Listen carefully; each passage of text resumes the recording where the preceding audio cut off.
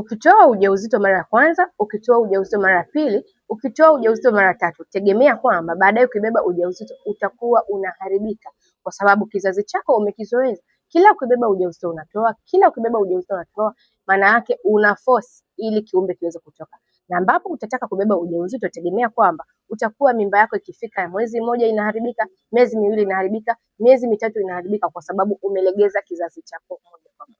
Kama ni kwamba unanisikiza, una mpango wa kutoa ujauzito ama umetoa ujauzito kwa muda mrefu na sasa hivi unabeba ujauzito unaharibika, jua kwamba hayo ni matokeo ya kutoa ujauzito. Lakini unapotoa ujauzito unakaribisha maambukizi kwenye via vyako vya uzazi ya bakteria wabaya ambao wanasababisha PID, na PID hiyo inaenda kushambulia moja kwa moja kwenye mirija yako, ambapo wanawake wengi wanapitia hali ya mirija yao kuziba, lakini pia kupitia hali ya mimba kutunga kwenye mirija na kupoteza mirija yao. Kama ni ambao unanisikiza, unapitia hali ya kutokwa na uchafu sehemu zako za siri, unapitia hali ya kubeba mimba zinaharibika, unapitia hali ya infection ama mirija yako kuziba, hakikisha unanitafuta kwa sababu ninalo suluhisho. Share ujumbe huu umfikie na mwanamke mwingine.